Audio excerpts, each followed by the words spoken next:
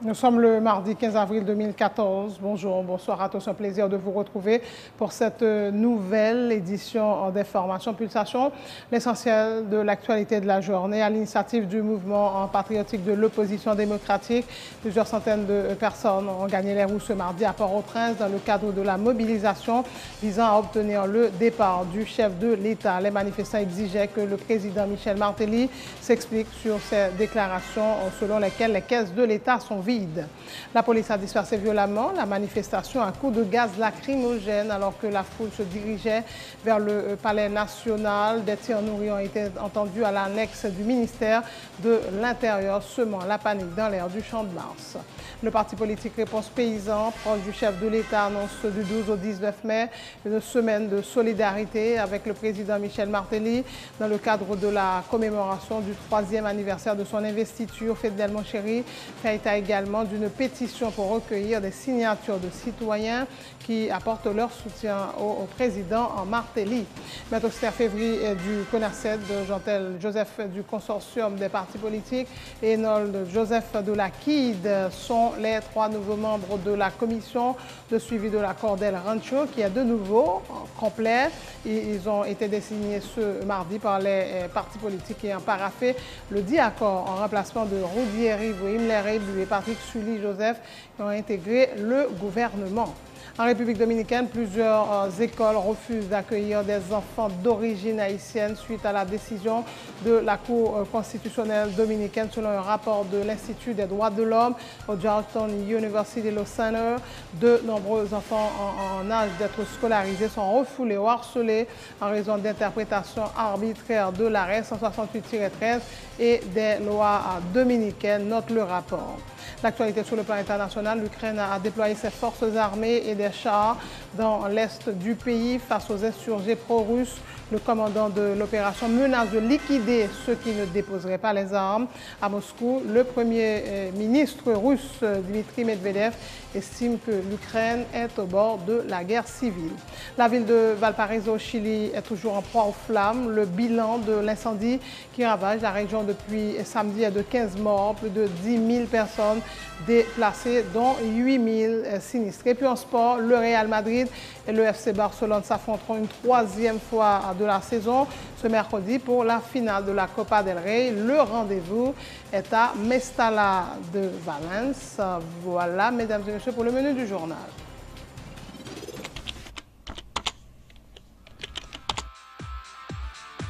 Bienvenue à cette édition d'Information Pulsation, l'essentiel de l'actualité de la journée. Merci de votre fidélité. Bienvenue dans ce premier numéro de Pulsation Week-end.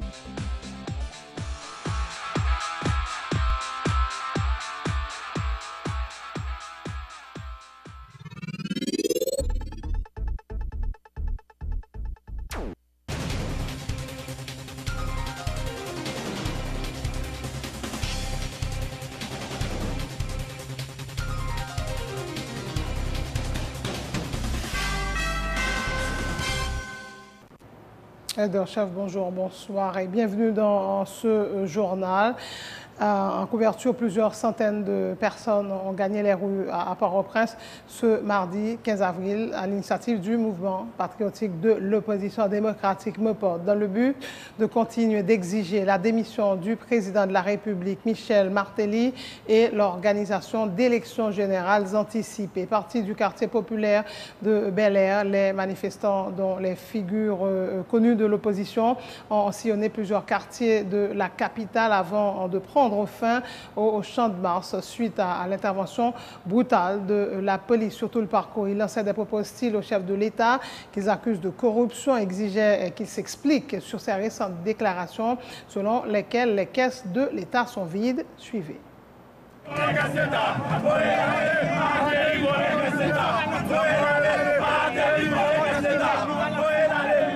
Nous répondons présent dans aucune chaîne de manifestation ça et jusqu'à ce que nous arrivions satisfaits à travers de toutes les revendications que le peuple haïtien gagne, à savoir le départ du régime en place pour qu'il y ait des élections générales et anticipées. Comment on fait comprendre? Le président dit ça fait pas comme le casse d'État, c'est parce que le pays est en chantier, le pays est en construction. Mais tout c'est menti. Foutez comme là, Papa ici, levé campé.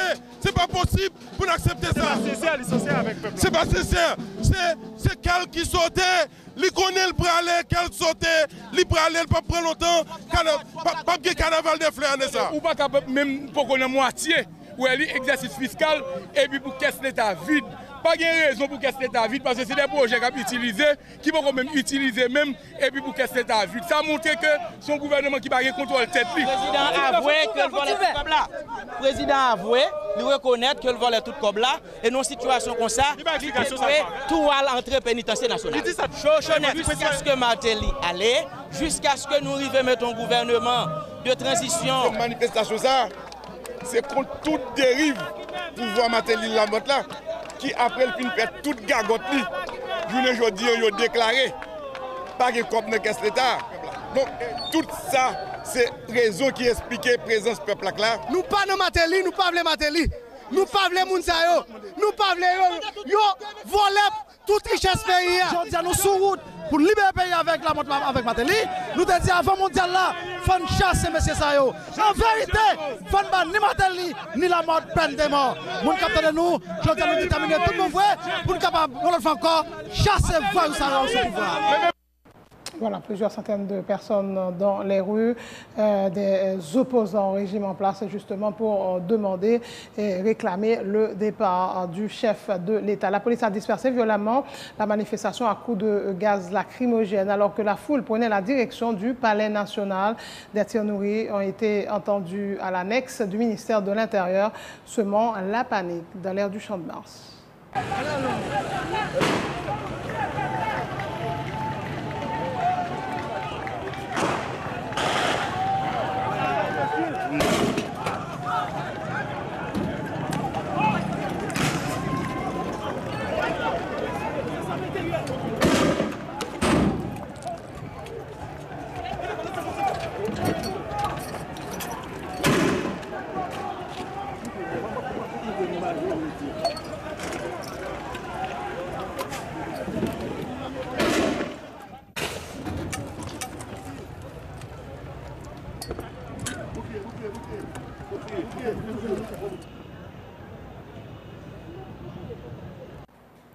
Voilà donc pour la situation qui régnait dans l'air du Champ de Mars. La police qui a réprimé violemment la manifestation de l'opposition à coups de gaz lacrymogène.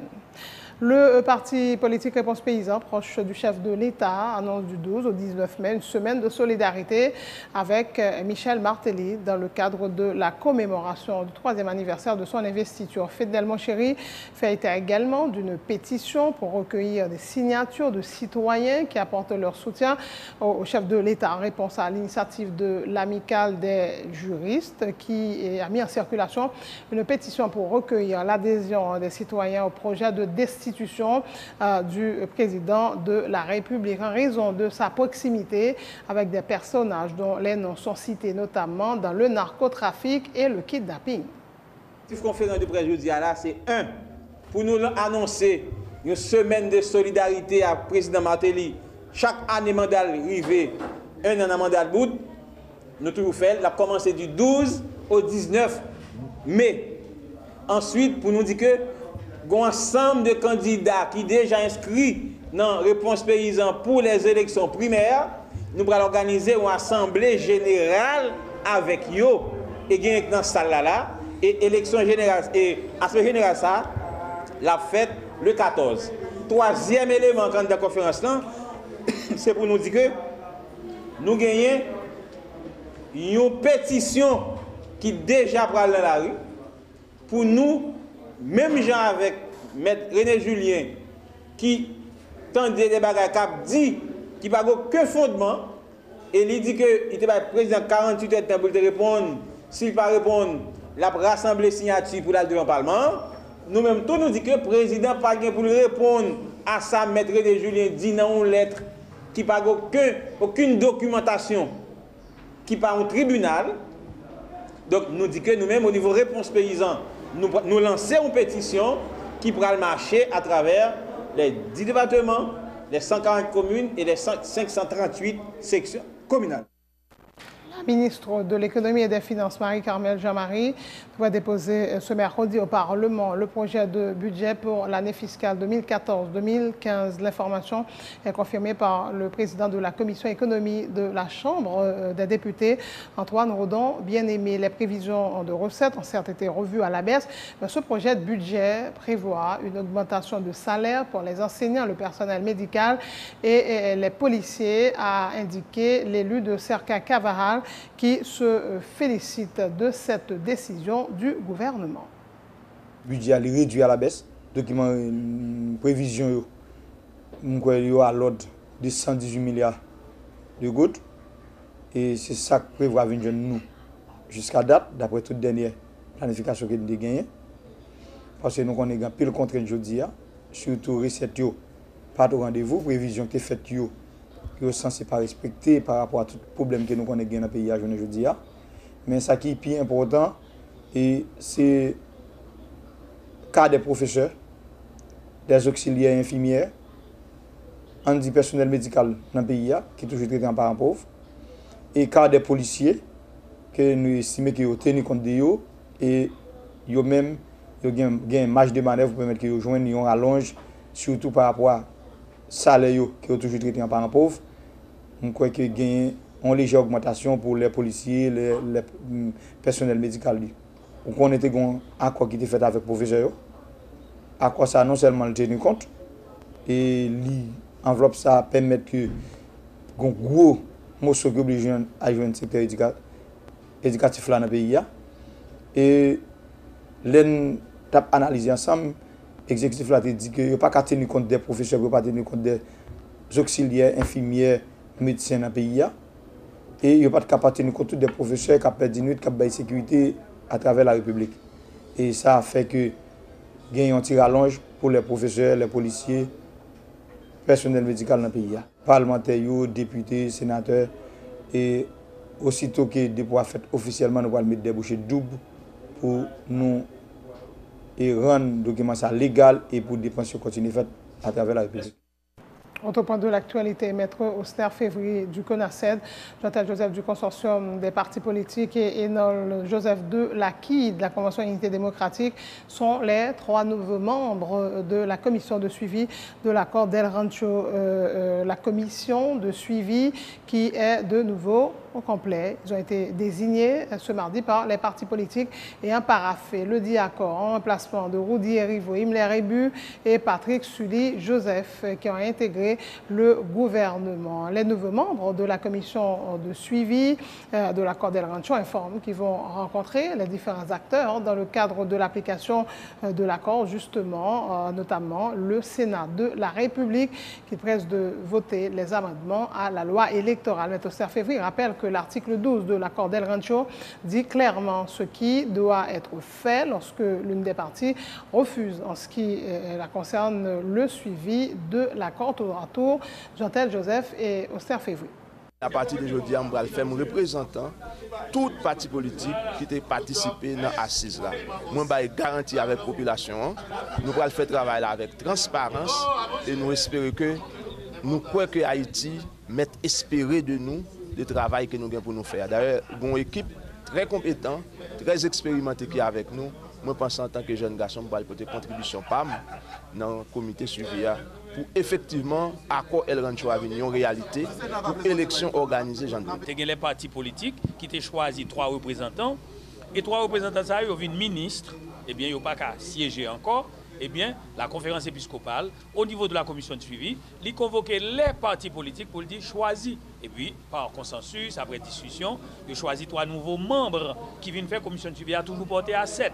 Maintenant, si on voit que le problème c'est au niveau de la Chambre des députés, au niveau du Sénat, eh bien, la commission de suivi va avoir le Sénat éventuellement pour dire, messieurs, il faut avancer. Si c'est l'exécutif qui est bloqué, peut-être que la commission de suivi... Si le Sénat n'a pas voulu avancer. Et si le Sénat n'a pas voulu avancer, eh bien, tu as une provision dans le même accord qui dit ça qu'à privé, laissez le président de la République là, si c'est le président du Sénat, ou bien si c'est les partis politiques qui bloquent.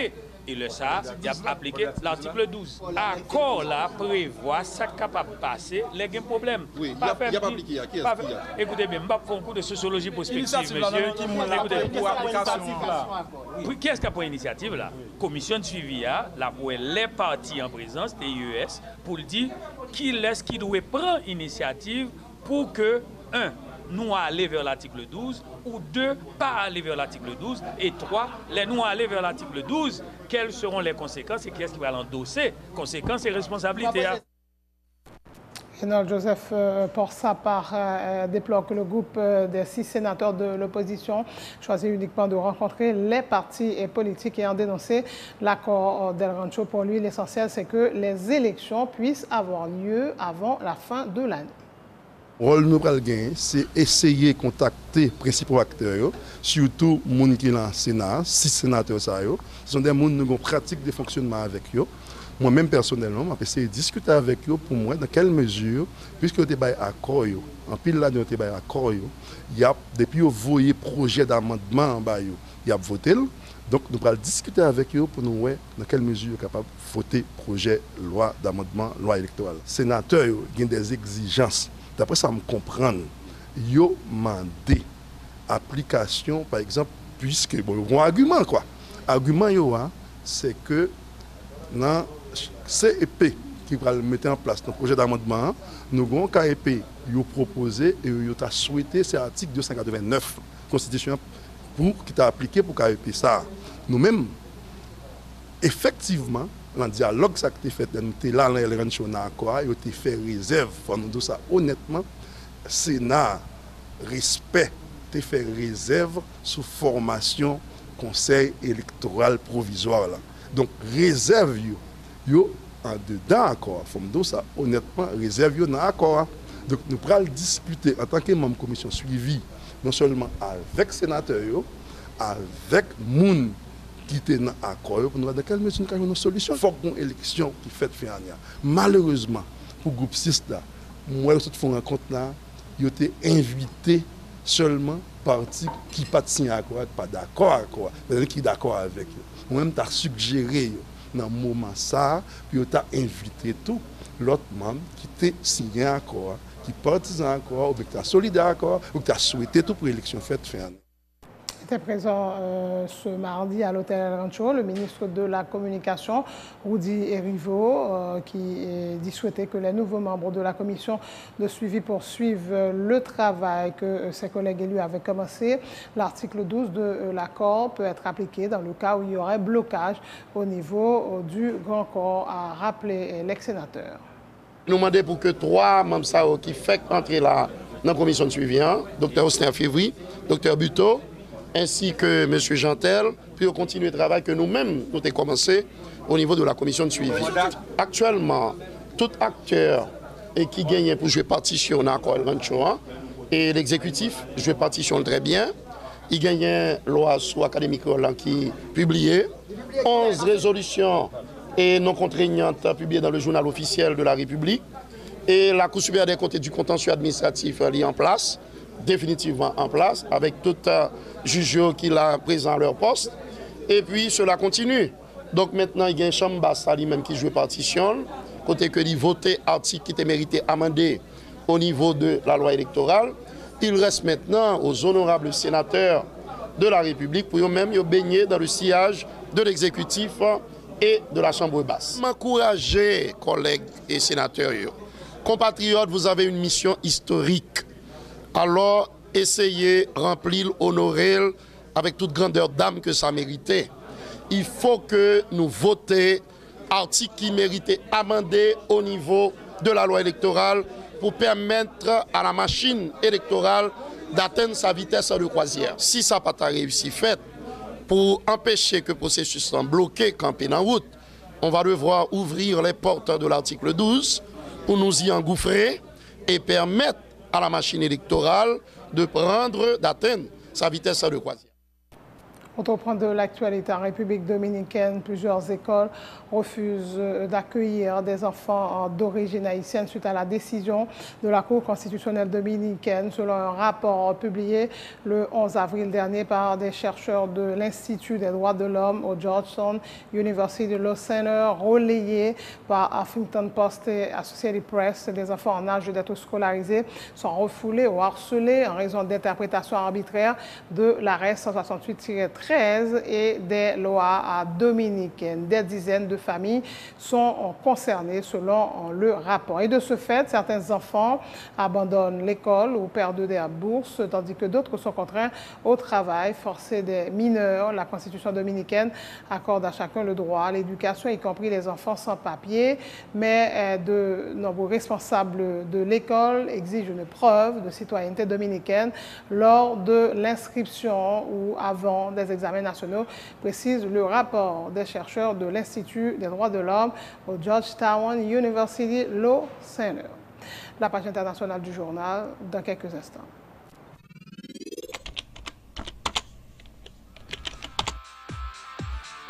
Bienvenue dans cette édition d'Information Pulsation, l'essentiel de l'actualité de la journée. Merci de votre fidélité. Bienvenue dans ce premier numéro de Pulsation Week-end.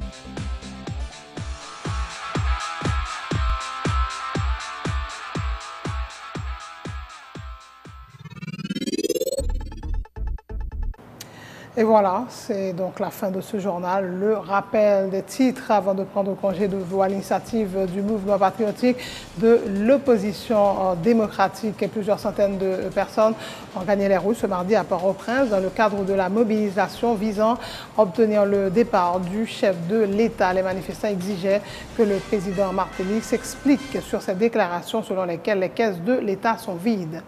La police a dispersé violemment la manifestation à coups de gaz lacrymogène alors que la foule se dirigeait vers le Palais national. Des tirs nourris ont été entendus à l'annexe du ministère de l'Intérieur, semant la panique dans l'air du Champ de Mars.